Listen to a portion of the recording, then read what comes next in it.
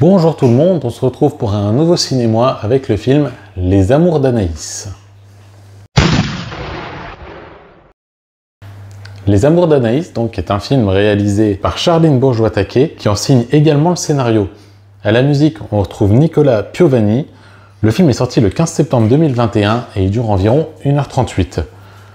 Au casting, on va retrouver 3 acteurs notamment qui vont composer le trio principal du film: Anaïs de Moustier, Valeria Bruni-Tedeschi et Denis Podalides. On en vient maintenant à l'histoire du film. Alors dans ce film, on va suivre Anaïs qui loue un logement relativement simple et qui va se retrouver à rencontrer un homme, un éditeur, avec qui elle va avoir une liaison. Il se trouve qu'un peu plus tard, elle va tomber amoureuse de la femme de cet éditeur, qui est auteur, et elle va également avoir une liaison avec elle. Une histoire donc un peu sensible, et je vais vous dire tout de suite ce que j'en ai pensé. Alors pour commencer, Les Amours d'Anaïs, c'est un film que j'ai plutôt bien aimé.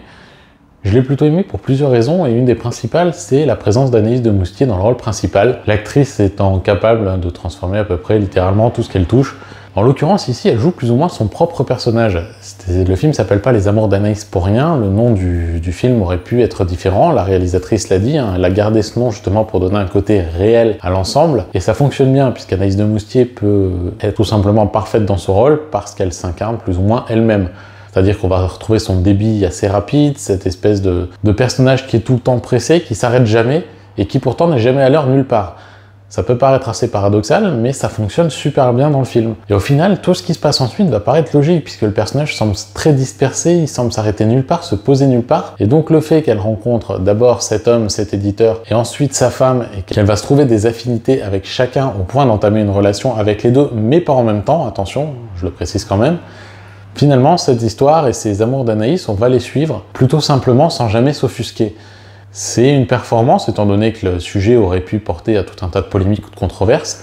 Ici, ça fonctionne très bien, et comme le casting secondaire est aussi très très bon, et bien le film passe gentiment. Alors c'est un film qui a un côté un peu bourgeois, forcément.